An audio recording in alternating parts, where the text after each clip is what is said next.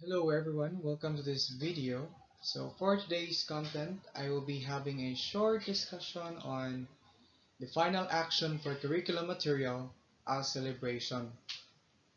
So when we say celebration, part of it is success. So in order for us to celebrate, our curriculum must be successful. And in order for our curriculum to be successful, it must have the 7 R's. 7 R's. What is that? 7 R's stands for rigorous, real, requires independence, rich in thinking, revealing, rewarding, and lastly, reflective. So in order for our curriculum to be successful, it must have to be rigorous, real, requires independence, rich in thinking, revealing, rewarding, and reflective. So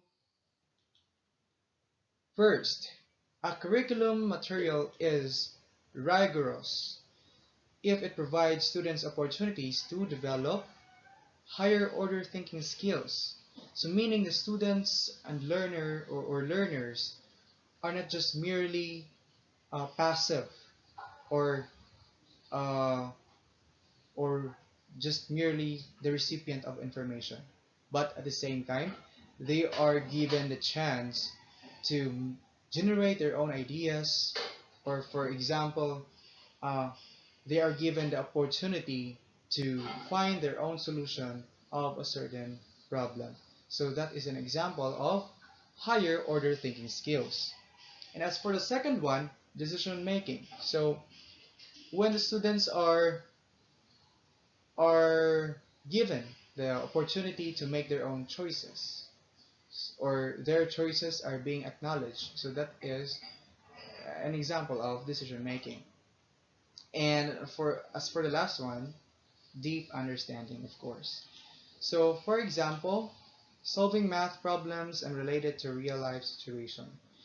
So we already know that mathematics is, or many people consider mathematics as a very difficult subject. Some of them may even think that math is not, relevant or not useful in our real life.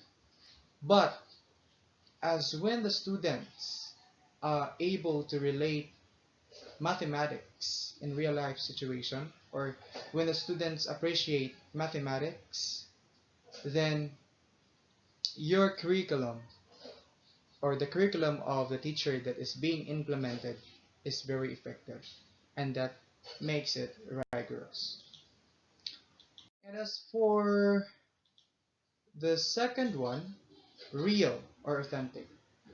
A curriculum is real or authentic if it builds students the understanding to engage in real life activities.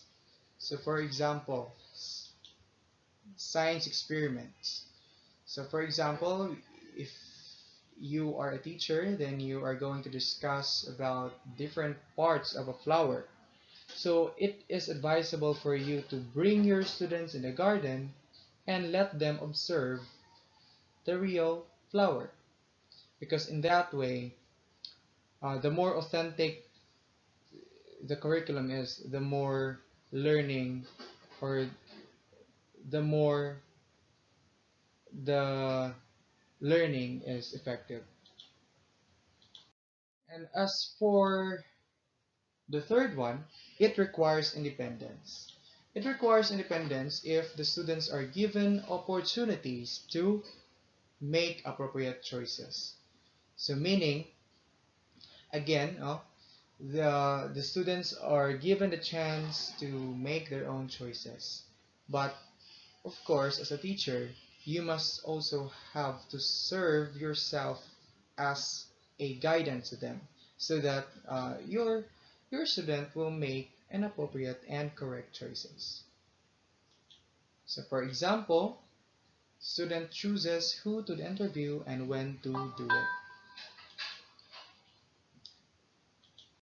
And as for the fourth one, rich in thinking. So a curriculum is rich in thinking to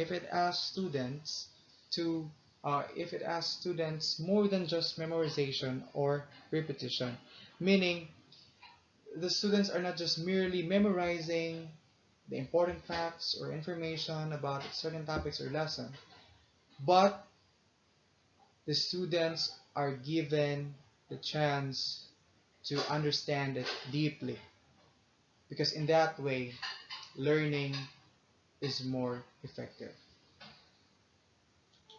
So for example, ask student to make a concept mapping on a certain topic. So concept mapping is a very good example of a curriculum that is rich in thinking. Why? Because in concept mapping, students were able to see the connection of every detail of a certain topic. And in that way, they don't need to memorize everything. They just have to understand the connection, and then everything good will follow. And as for the fifth one, revealing. So a curriculum is revealing if it seeks to show how students understand the topic. For example, identifying the ways that help students understand the lesson effectively. So it's more on the part of a teacher.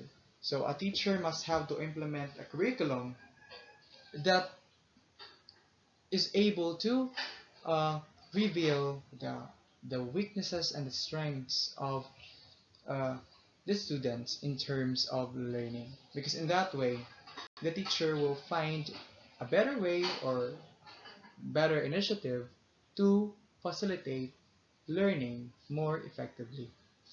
And as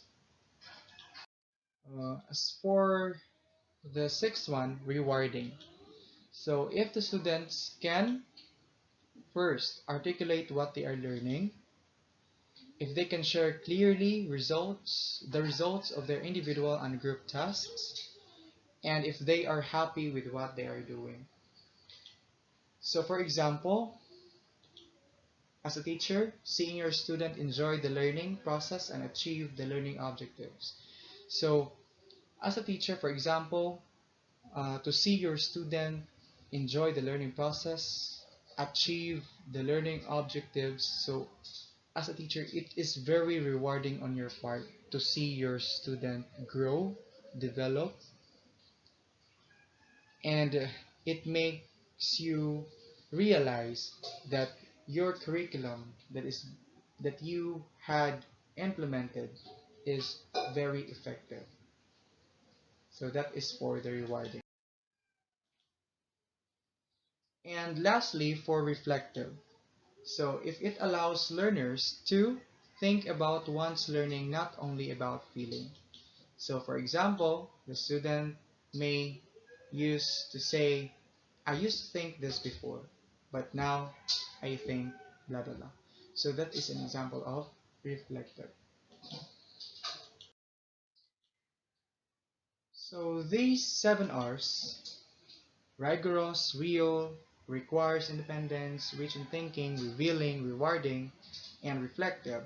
So all of these seven are collectively focusing on the topics to be covered, skills to be mastered, facts to be learned, and outcomes to be achieved.